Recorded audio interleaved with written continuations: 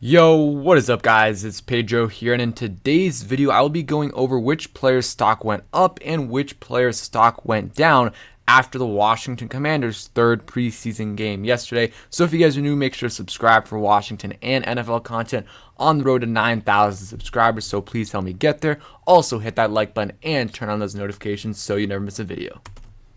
So the Commanders lost yesterday 17-15 against the Baltimore Ravens, and the preseason is now over, and now that means that the Washington Commanders have to cut from 80 players to 53 players by Tuesday, I believe, at 4 p.m. So a lot of decisions have to be made by Ron Rivera, Martin Mayhew, and company. And, Ron Rivera, after the games yesterday, said about 4 to 7 spots were, up for grabs yesterday. So, this game definitely affected some players for sure. So we're going to be talking about some players that just in general, improved their stock, and some players that, maybe made the team because of their performance yesterday. So the first guy that I think, his stock went up is Sam Howell. Sam Howell is going to make the roster anyways, but he played really well yesterday. Went 24 for 35. Had 280 passing yards, had 1 touchdown, no interceptions, and I don't think it's QBR. I think it's pass rating of 102.1. 102.1 passer rating, and then he also had 62 rushing yards as well. So 340 plus total yards, and he did get sacked a ton, which a lot of it was the offensive line, but he was able to avoid some of those sacks at first, but then he would get a little bit greedy and try to find someone down the field, and he would end up taking another sack when he probably could have just thrown it away. So that is something that he can improve on.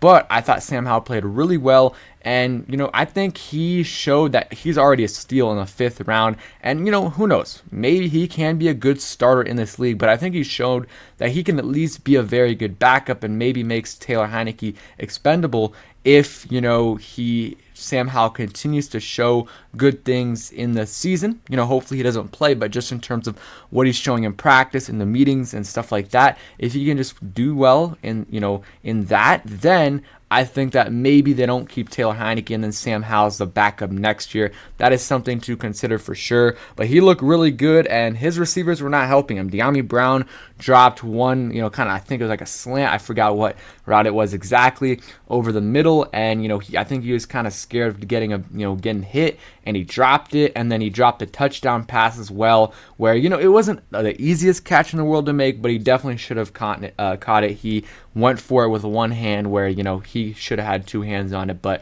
he played. Sam Howell overall played well, and then Matt Cole also dropped a 2-point conversion, which would have tied it, and also, at the end, I think there was miscommunication with him and how I think Cole might have, ran the wrong route. But Sam Howell's stock definitely went up, and he showed why before this season, or before the 2021 college football season, he was projected a top 3 pick. So next guy that I think, his stock is going down is DeAndre Brown. And I still think DeAndre Brown will make this roster because he's a 3rd-round pick from 2021.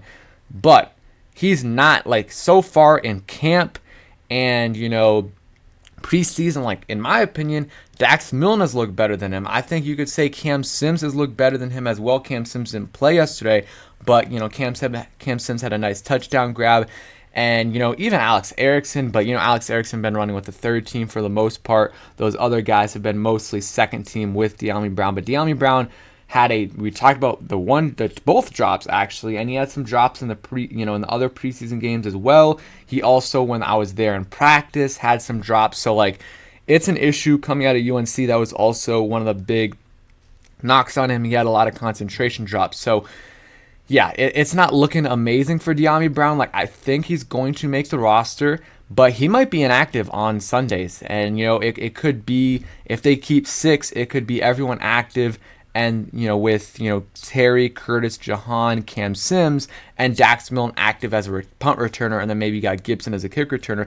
If they keep 7, I don't know then what's going to happen. Maybe they have 2 inactive. Who knows? But, DeAndre Brown might, at some point in the season, be behind, Dax Milne on the depth chart. Or maybe he already is. I think Dax Milne's played better, but that doesn't mean the coaches are going to put him ahead of DeAndre Brown. We will see, but DeAndre Brown's got to be better for where we drafted him, and the hype that he had coming out of UNC. Like, he has to play better. He can't be doing these drops, because like even on that play where he dropped the kind of slant, he had a really nice release and a good route, but he just couldn't finish the job. So yeah, his stock definitely went down in my opinion. Guy that stock went up in my opinion again, not by that much, but Dax Milne had another solid performance. He had 4 catches, 37 yards, and it was 4 catches on 4 targets. You love to see that efficiency, and didn't do much as a punt returner. Another guy stock up, kind of in that same category, Alex Erickson.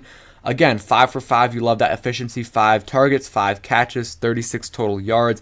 And, he had some solid punt returns as well. 3 returns for 39 yards, had a 15-yard return there. So he was pretty good. He has a chance to make the roster. Right now, I'm not sure if he will or not. If he does, it'll be as the 7th receiver, in my opinion. I think Dax Milne's pretty safe on the roster, but he's a guy that I think his stock went up for sure. And yeah, I think he can turn out to be a really solid backup slot receiver. Next guy, Danny Johnson. I mean, you saw he got cooked by that number 10 guy on the Ravens. I think his name's Demarcus Robinson.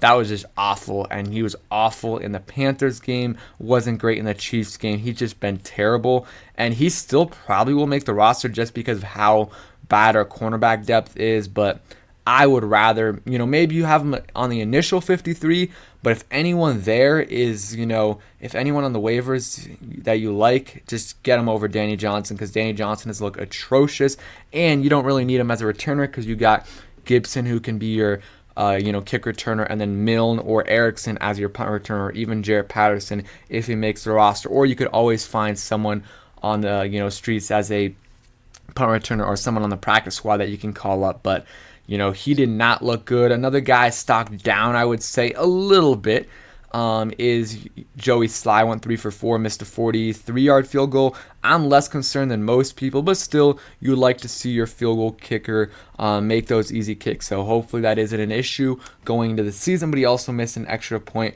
earlier on in the season. So let's see. Another guy that I thought played pretty well, and this is throughout the whole preseason, was Jeremy Reeves.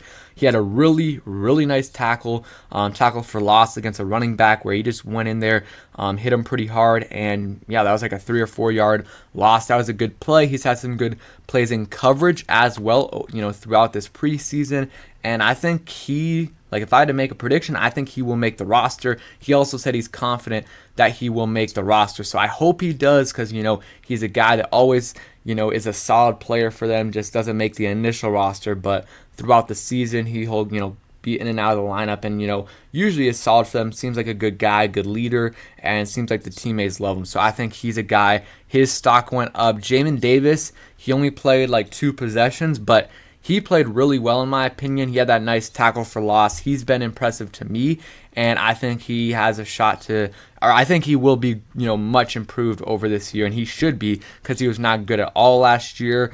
Let's see, any other, Percy Butler, maybe a little bit of a stock down there. He also got beat on that play. Had a nice special teams tackle though, but I don't think he's going to be an impact player year one. Like, I could see him inactive, but maybe not just because of his special teams.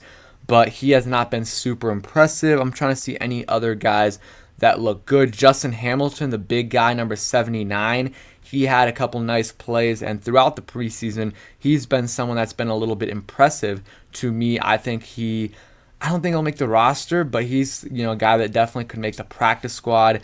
Any other guys that impressed, I think, Jarrett Patterson was pretty good. I think he's getting disrespected, though. Like, how is Reggie Bonifon getting carries over him? Like, he was a starter to start this game out over Jarrett Patterson. And you look at the carries.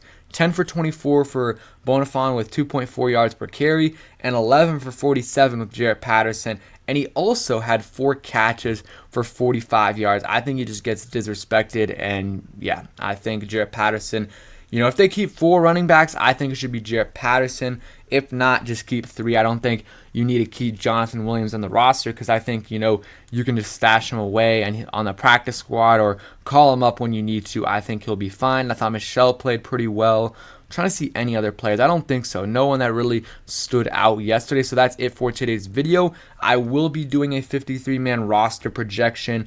I'll probably have that out early on Monday, because cuts will start happening 24 hours after early Monday, maybe even a little bit earlier than that. So thanks for watching. Hope you guys enjoyed, and peace.